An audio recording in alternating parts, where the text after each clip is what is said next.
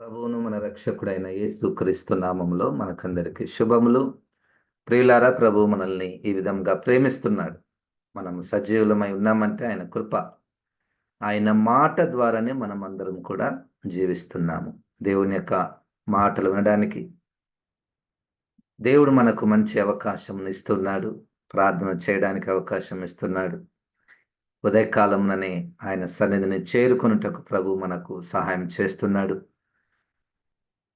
December మాసంలో ప్రభు యొక్క మొదటి రాకడ ధ్యానములను చేసుకోవడానికి ప్రభు మనకు సహాయం చేస్తూ ఉన్నాడు.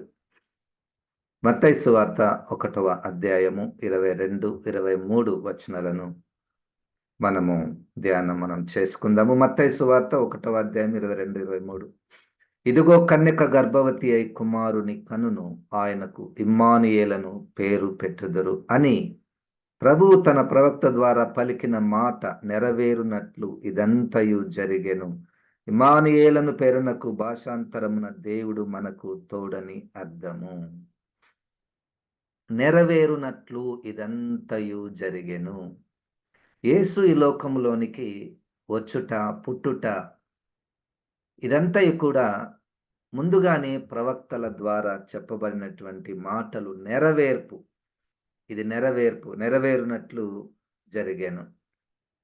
క్రొత్త నిబంధనలో నెరవేర్చబడినటువంటి ఆ ప్రవచనాలు పాత నిబంధనలో చెప్పబడ్డాయి. అవి అక్కడ ఏ సందర్భంలో చెప్పబడ్డాయి, అక్కడ నెరవేర్పు జరిగింది.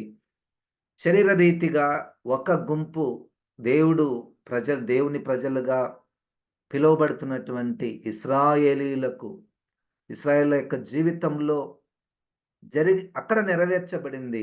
ఆ మాటలు తిరిగి ఇప్పుడు ప్రపంచమంతా మనుషులందరి జీవితాలలో కూడా నెరవేర్చబడవలసినటువంటిది కూడా నెరవేర్చబడింది. దేవునికి స్తోత్రం, హల్లెలూయా.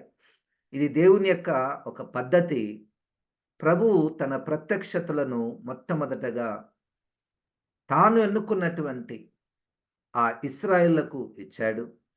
వారి ద్వారా అది ఆ సువార్త, ఆ ప్రత్యక్షతలు భూమి మీద ఉన్నటువంటి ప్రజలందరికీ కూడా అందించబడుతున్నది. దేవునికి స్తోత్రం, హల్లెలూయా. ఇక్కడ మనకు ఈ క్రిస్మస్ సందర్భంలో ఈ ప్రవచన నెరవేర్పును మనం చాలాసార్లు వింటూ ఉంటాము. ఇదిగో కన్యక గర్భము ధరించి కుమారుని కనును, ఆయనకు ఇమ్మానుయేలని పేరు పెట్టుదురు అన్నటువంటి మాటను మనము మత్తయి సువార్తలో 1వ అధ్యాయంలో మనము 22, 23 చూస్తున్నాము. అని తన ప్రవక్త ద్వారా పలికిన అంటే ఎవరు ఈ ప్రవక్త అంటే యెషయా ప్రవక్త. యెషయా గ్రంథము 7వ అధ్యాయము 14, 15 వచనాలు చదువుకుందాము. యెషయా గ్రంథము 7వ అధ్యాయము 14, 15. కాబట్టి ప్రభు తానే ఒక సూచన మీకు చూపును, ఆలకించుడి. కన్యక గర్భవతి అయి కుమారుని కని అతనికి ఇమ్మానుయేలను పేరు పెట్టును. 15వ వచనము. కీడును విసర్జించుటకును మేలును కోరుకొనుటకును అతనికి తెలివి వచ్చినప్పుడు అతడు పెరుగు తేనెను తినును. కీడును విసర్జించుటకును మేలును కోరుకొనుటకును ఆ బాలునికి తెలివి రాక మునుపు నిన్ను భయపెట్టు ఆ 2 రాజుల దేశము పాడు చేయబడును.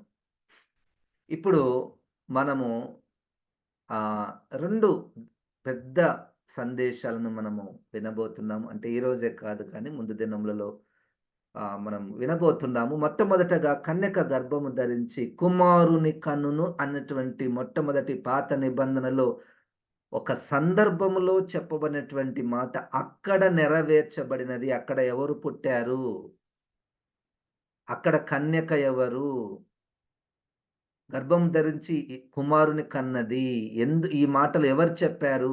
దేవుడు చెప్పాడు. దేవుడు ఒక సూచన ఇచ్చాడు. ఏ సందర్భములో ఇచ్చాడు, అది ఎలాగో నెరవేర్చబడినది కనుక మొట్టమొదటగా అది మనం చేస్తాం.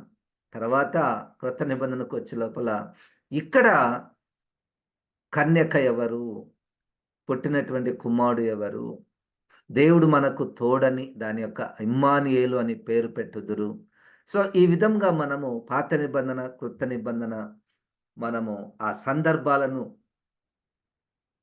మనము చేస్తూ వాటి యొక్క అర్థాలను మనం ధ్యానించడానికి ప్రయత్నం మనం చేద్దాము.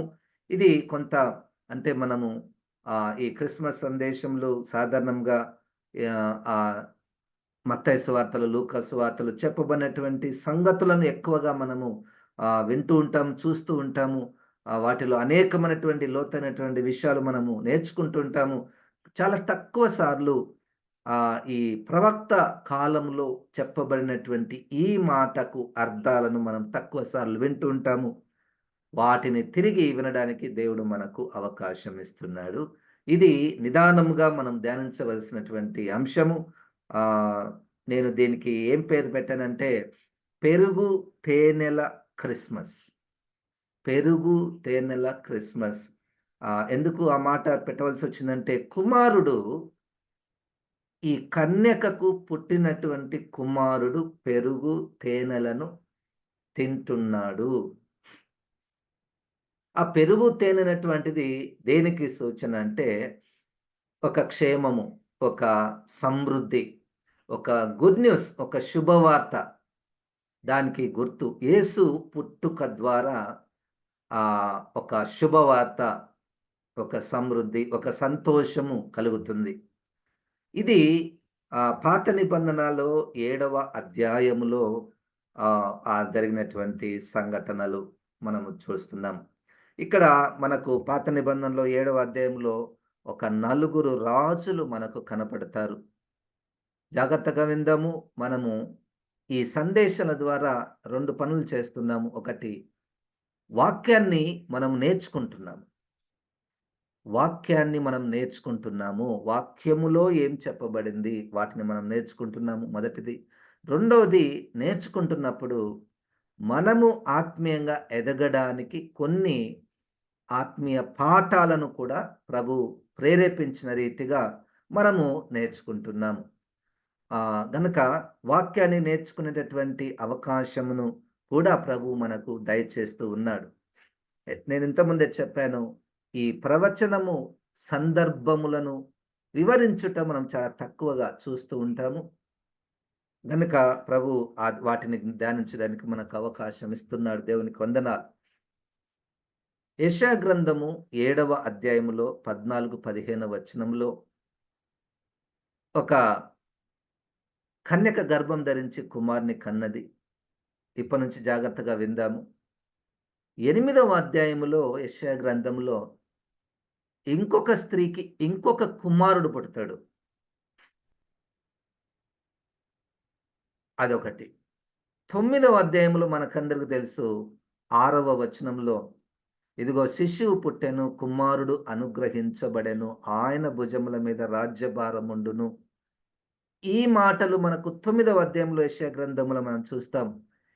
ఈ మాటలు అన్నిటిని నేను ఎందుకు చెప్పానంటే 7, 8, 9 అధ్యాయాలు ఒక కుమారుడు పుట్టాలి. ఏ సందర్భంలో పుట్టాలి అంటే అక్కడ ఒక యుద్ధ వాతావరణము ఏర్పడింది. యుద్ధ వాతావరణము ఇప్పుడు ప్రస్తుతము కొన్ని దేశాల మధ్యలో ఎట్లయితే యుద్ధము, దేవుని ప్రజలైనటువంటి ఇశ్రాయేలీయులకు ఆ గాజాలో ఉన్నటువంటి తీవ్రవాదులకు ఎట్లయితే యుద్ధం జరుగుతుందో, 7వ అధ్యాయములో యెషయా గ్రంథములో దేవుని ప్రజలైనటువంటి యూదా దేశములో ఉన్నటువంటి ప్రజలకు ఒకవైపున, మరొక వైపున దేవుని 2వ ప్రజలైనటువంటి ఇశ్రాయేలీలు మరియు సిరియనులు వారిద్దరు కలిసి ఈ ఒక్క దేశం మీదకి వాళ్ళు యుద్ధానికి వస్తున్నారు. ఇది సందర్భం. ఇదిగో కన్యక గర్భము ధరించి కుమారుని కనును అన్నటువంటి సూచన ప్రవక్త అయినటువంటి యెషయా గారి ద్వారా ఎవరికి ఇవ్వబడిందంటే ఈ యూదులను పరిపాలిస్తున్నటువంటి ఆహాజు రాజుకు మొట్టమొదటగా ఇవ్వబడింది. ఆహాజు రాజుతో చెప్పబడినటువంటి మాటలు. యువతల 2 దేశాలున్నాయి. ఇశ్రాయేలీలు, వాళ్ళ యొక్క రాజు పెకాహు అనేటువంటి రాజు. సిరియా దేశపు రాజు రెజీను అనేటువంటి రాజు. వీరిద్దరు కూడా వీరికి శత్రువులుగా, అంటే ఈ యూదులకు శత్రువులుగా వాళ్ళు వస్తున్నారు. ఇది యుద్ధ సందర్భము. భయముతో కొంతమంది, కోపముతో కొంతమంది, రక్తపాతము చిందించబడుతున్నటువంటి సందర్భము. యేసుక్రీస్తు పుట్టినటువంటి సందర్భము అంత మంచిగా లేదు. అంత మంచిగా లేదు. అటు పాత నిబంధనలో, అటు క్రొత్త నిబంధనలో యేసుక్రీస్తు పుట్టే సమయానికి దేవుని ప్రజలుగా పిలువబడుతున్నటువంటి ఇశ్రాయేలీయులు అందరూ కూడా ఒక చీకటిలో, నిరీక్షణ లేనటువంటి చీకటిలో, ఆ రోమా సామ్రాజ్య ప్రభుత్వ కాడి కింద, ఒకప్పుడు పూర్వ వైభవములో దావీదు రాజు యొక్క పరిపాలనలో అన్య దేశములన్నిటికంటే పైన నిలిచినటువంటి ఇశ్రాయేల్ యొక్క దేశము వారు క్రొత్త నిబంధనలో యేసు ప్రభు పుట్టే సమయానికి ఒకరి కింద వారు ఉన్నట్టు, మరియు క్రొత్త నిబంధనలో యేసుక్రీస్తు పుట్టే సందర్భములో సమయానికి దేవుని ప్రజలుగా పిలువబడుతున్నటువంటి యూదులు దేవుణ్ణి సరిగ్గా అర్థం చేసుకొనలేక, వారికి ఇవ్వబడినటువంటి ధర్మశాస్త్రం యొక్క పరిపూర్ణత నెరవేర్పుల విషయంలో వారికి సరైనటువంటి అవగాహన లేకుండా, యేసుక్రీస్తు పుట్టే సమయానికి యాజకులు, ప్రధాన యాజకుడు, ఆ మత సంబంధమైనటువంటి నాయకులు, పరిసయ్యులు, పెద్దలు, శాస్త్రులు, సద్దూకయ్యులు, వీళ్ళందరూ కూడా శుద్ధీకరణ ఆచారములతో, అనేక నానా విధములైనటువంటి ప్రక్షాళన కార్యక్రమములతో దాని పరిధిలోనే దేవుణ్ణి కట్టివేసినటువంటి సందర్భం. విశ్రాంతి దినమును వారు సంపూర్ణంగా అర్థం చేసుకోలేక, విశ్రాంతి దినములో విడుదల పొందవలసినటువంటి వారిని కూడా వాళ్ళు ఒక బంధకములలో పెట్టేటటువంటి ఆచారములు కలిగినటువంటి సందర్భంలో యేసుక్రీస్తు పుట్టాడు. పాత నిబంధనలో యుద్ధ వాతావరణంలో కన్యక గర్భం ధరించి కుమారుని కన్నది. క్రొత్త నిబంధనలో కూడా అటువంటి సందర్భములో యేసుక్రీస్తు పుట్టాడు. మనం మాట్లాడుతున్నటువంటి సమయానికి కూడా సందర్భాలు ఎంత భయంకరంగా ఉన్నాయి. ఇంతకుముందు మన సహోదరి ప్రార్థన చేసినట్టు, ఎక్కడ చూసినా చీకటి కార్యాలు జరుగుతున్నాయి, ఎక్కువవుతున్నాయి. అది ఒకవైపు. కానీ ఇంకొక వైపు దేవుని రాజ్యము కట్టబడుతుంది. యేసుక్రీస్తు పుట్టినప్పుడు, యేసుక్రీస్తు ఈ లోకంలో పుట్టినప్పుడు ఉన్నటువంటి సందర్భాలు పాత నిబంధనలోను, క్రొత్త నిబంధనలోను, ఆధునిక సమయంలోను, కాలములోను అవే సందర్భాలు ఉన్నాయి. ఈ సందర్భాలలో పాత నిబంధనలో యేసుక్రీస్తు పుట్టినటువంటి విషయాన్ని కొంతమంది అంగీకరించినటువంటి వారు విడుదల పొందారు. కొత్త నిబంధనలో యేసుక్రీస్తు పుట్టినప్పుడు, మరియకు పుట్టినప్పుడు అనేక మందికి కలవరము, భయము పుట్టింది. కొంతమంది అంగీకరించారు. వారిలో యేసుక్రీస్తు పుట్టాడు. వారికి పెరుగు తేనెలు తినేటటువంటి అవకాశం, అనగా సమృద్ధి, అనగా రక్షణ, అనగా శత్రు దేశముల నుంచి విడుదల. ప్రస్తుత కాలంలో కూడా ఒకవైపు చీకటి పెరుగుతుంది, ఒకవైపు యుద్ధ వాతావరణములు నెలకొల్పబడుతున్నాయి, మరొక వైపు చిన్న గుంపుగా దేవుని రాజ్యము కట్టబడుతుంది. హల్లెలూయా. ఇది యేసుక్రీస్తు ఒక కన్యకకు పుట్టినటువంటి సందర్భాలు. యేసుక్రీస్తు ఎప్పుడైతే పుడతాడో 2 కార్యాలు జరుగుతాయి. 2 కార్యాలు జరుగుతాయి. అవి ఏం జరుగుతాయో చూద్దాము. లూకాసు వార్తలో 2వ అధ్యాయములో, లూకాసు వార్తలో 2వ అధ్యాయములో 2 కార్యాలు, 34వ వచనము. లూకాసు వార్త 2వ అధ్యాయము. సిమియోను వారిని దీవించి, ఇదిగో అనేక హృదయాలోచనలు బయలుపడినట్లును, ఇశ్రాయేలులో అనేకులు పడుటకును తిరిగి లేచుటకును వివాదాస్పదమైన గురుతుగా ఆయన నియమింపబడి ఉన్నాడు.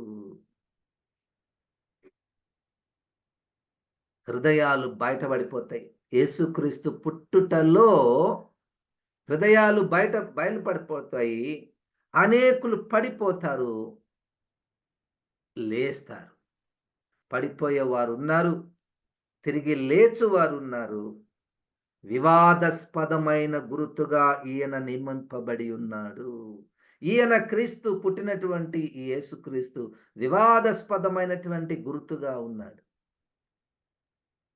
ఒక గుంపు వారికి కలవరము, శ్రమ, పాత నిబంధనలోను క్రొత్త నిబంధనలోను ప్రస్తుతము సువార్త ప్రకటిస్తున్నప్పుడు అనేకులకు ఒక వివాదాస్పదమైనటువంటి అంశం ఏమిటంటే యేసుక్రీస్తే. యేసుక్రీస్తు పుట్టిన తర్వాత సువార్తలలో దాని గురించి వివరించిన తర్వాత, యేసుక్రీస్తు పునరుద్ధరణ అయిన తర్వాత అపోస్తలులు సువార్తను ప్రకటిస్తున్నప్పుడు వీళ్ళు వివాదము రేపుతున్నారు. ఆ యేసుక్రీస్తుని గురించి చెప్తూ వివాదం సృష్టిస్తున్నారు. అయ్యా, మీరు ఏదైనా చెప్పుకోండి, మీ మతం గురించి ఏమైనా చేసుకోండి, ఆ యేసుక్రీస్తుని మాత్రం చెప్పకండి. ఆ యేసుక్రీస్తుని గురించి మీరు మాట్లాడకండి.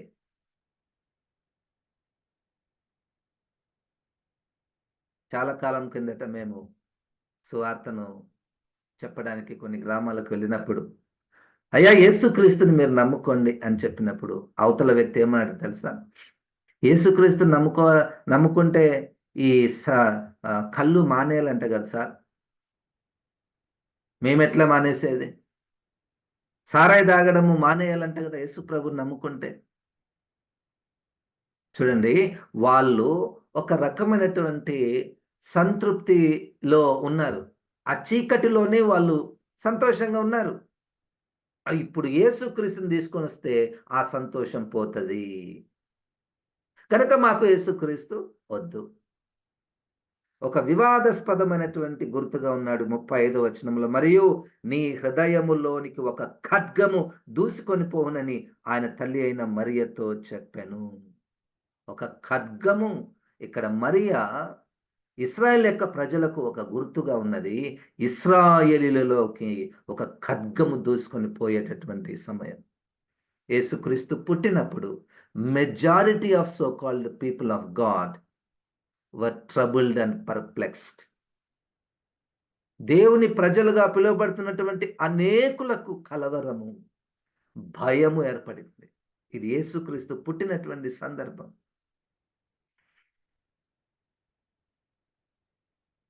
పాత నిబంధనలో యెషయా గ్రంథము 7, 8, 9 అధ్యాయాలను మనం స్టడీ చేయబోతున్నాం.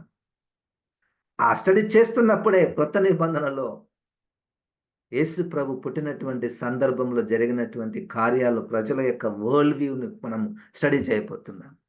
ప్రస్తుతము కూడా మనము ప్రకటిస్తున్నాము, లోకానికి యేసుక్రీస్తు పుట్టాడు, యేసుక్రీస్తు రక్షకుడిగా వచ్చాడు అన్న సమయానికి కూడా యుద్ధ వాతావరణమును, కలవరము, చీకటి కార్యాలు ఎక్కువైనటువంటి పరిస్థితిని మనము చూడబోతున్నాము. ఆ సందర్భంలో యేసుక్రీస్తు వచ్చాడు. 4వ అధ్యాయం గలతీలకు రాసినటువంటి పత్రికలో 4వ వచనములో, కాలము సంపూర్ణమైనప్పుడు ఆయన స్త్రీ గర్భమున పుట్టి జన్మించి. కాలము, ఇశ్రాయేలు ధర్మశాస్త్రంకే పరిమితి చేసేసారు దేవుణ్ణి. వాళ్ళ యొక్క ఆచారాలకే దేవుణ్ణి పరిమితి చేసేసారు, కట్టేశారు దేవుణ్ణి. విశ్రాంతి దినములకే కట్టేశారు, దశభాగములకే కట్టేశారు, అనేక ప్రక్షాళన కార్యములకు వాళ్ళు కట్టేశారు దేవుణ్ణి. దాని నుంచి వాళ్ళు బయటికి రాలేకపోతున్నారు. దాని నుంచి అది సందర్భము. కాలము సంపూర్ణమైనప్పుడు ఆ కాలములో ఇంకా దేవుణ్ణి మనోనేత్రములు తెరవబడి దేవుని యొక్క పరిపూర్ణత, దేవుని యొక్క సంపూర్ణ ప్రత్యక్షత యేసుక్రీస్తులో ఉన్నదన్నటువంటి విషయము వాళ్ళ గ్రంథాలలో ఉన్నప్పటికీ ప్రభువును వారు అంగీకరించలేదు కాబట్టి వారి హృదయములు కప్పబడెను. కనుక వారు ధర్మశాస్త్రమును చదువుతున్నప్పుడు అది వారికి అర్థము కావడము లేదు. ఎప్పుడైతే ప్రభువును అంగీకరిస్తారో వారి యొక్క తెర తొలగించబడుతుంది. అప్పుడు యేసుక్రీస్తు యొక్క పరిపూర్ణ ప్రత్యక్షతను వారు గ్రహిస్తారు. ఆయననే మెస్సయ అని వారు గుర్తిస్తారు. నేను ఈరోజు కేవలము ఒక ఉపోద్ఘాతముగానే మీకు చెప్పడానికి ప్రయత్నం మనం చేస్తున్నాను. యేసుక్రీస్తు వచ్చినటువంటి సందర్భంలో, పుట్టినటువంటి సందర్భంలో పాత నిబంధనలోను, క్రొత్త నిబంధనలోను ప్రస్తుత కాలంలో 2 కార్యాలు జరుగుతున్నాయి. ఒకరు లేస్తున్నారు, హల్లెలూయా. ఒకరు అంగీకరిస్తున్నారు, హల్లెలూయా. ఒకరు నూతనంగా జన్మిస్తున్నారు, హల్లెలూయా. వారు కొంతమందే ఉన్నారు. కానీ ఒకరు పడిపోతున్నారు. హృదయాలోచనలు బయటపడిపోతున్నాయి. యేసుక్రీస్తు వచ్చే లోపల ప్రజల యొక్క హృదయాలు బయటపడిపోతున్నాయి. వారి యొక్క పాపాలు బయటపడిపోతాయి. యేసుక్రీస్తు ఎక్కడైతే ప్రకటించబడుతున్నాడో, అనగా ఎక్కడైతే సత్యము, న్యాయము, నీతి అన్నటువంటిది ప్రకటించబడుతుందో, అవతల ఉన్నటువంటి అన్యాయము, అక్రమము, అబద్ధము అన్నటువంటివి బయటపడిపోతాయి. ఆ యేసుక్రీస్తునే ఇప్పుడు ప్రకటించబడుతున్నాడు. ఆ యేసుక్రీస్తునే మనం ప్రకటిస్తున్నాము. అటువంటి యేసుక్రీస్తునే ప్రకటించాలి. హల్లెలూయా.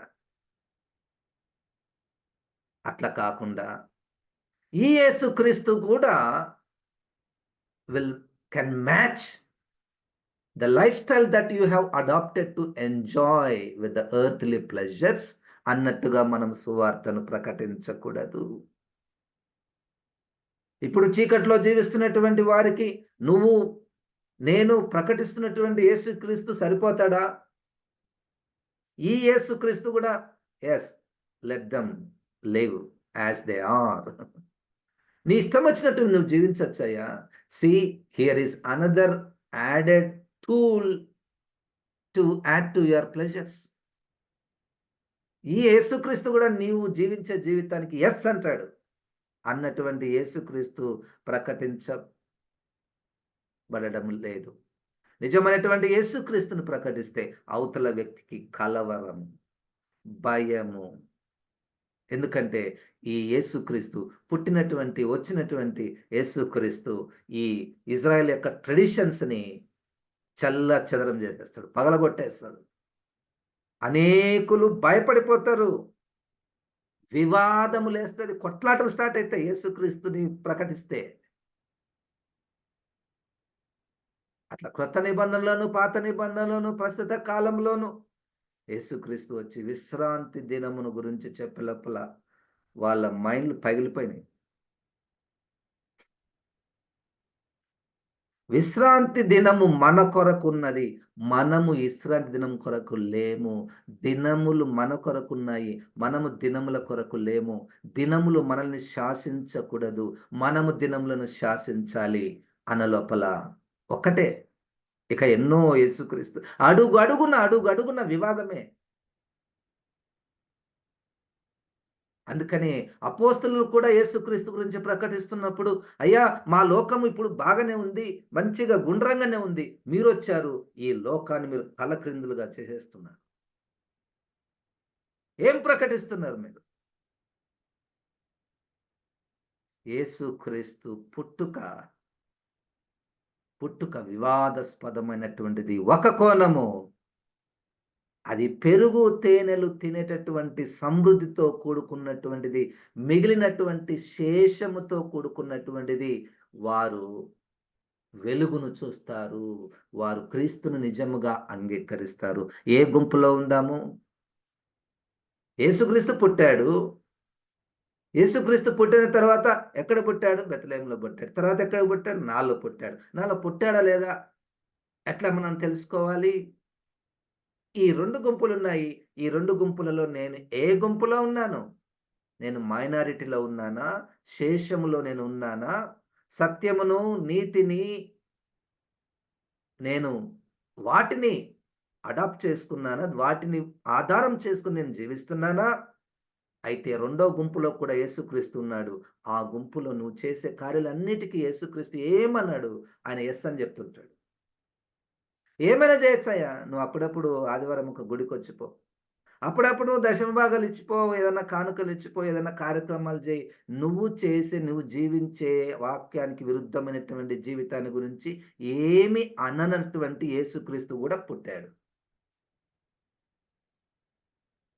యేసుక్రీస్తు మళ్ళా పుట్టాడనేటువంటిది వాళ్ళే చెప్పుకుంటున్నారు.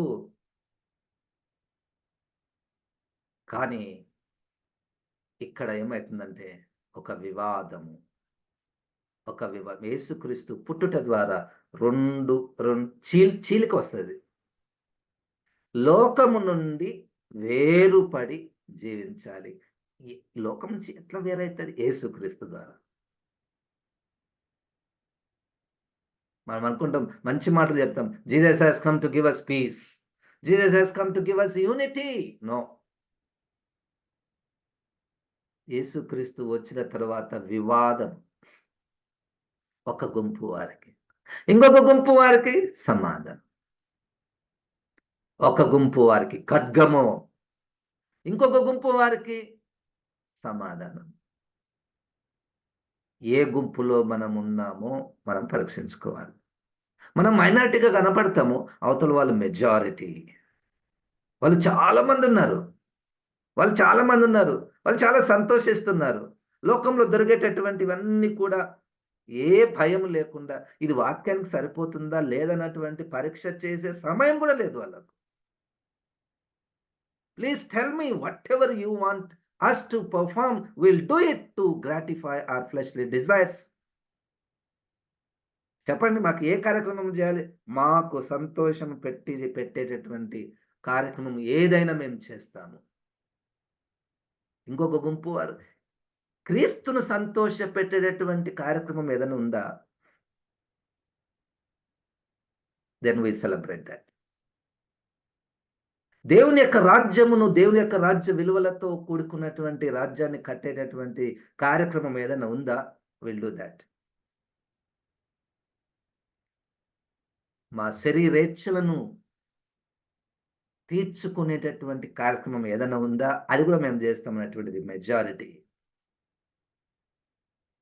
మనం ధ్యానించబోతున్నాం. యుద్ధ వాతావరణంలో కన్యక గర్భం ధరించి కుమారుని కన్నది. యుద్ధ వాతావరణంలో ఇప్పుడు వాళ్ళకొక గుడ్ న్యూస్ పోతుంది. మీరు అటా ఇటా.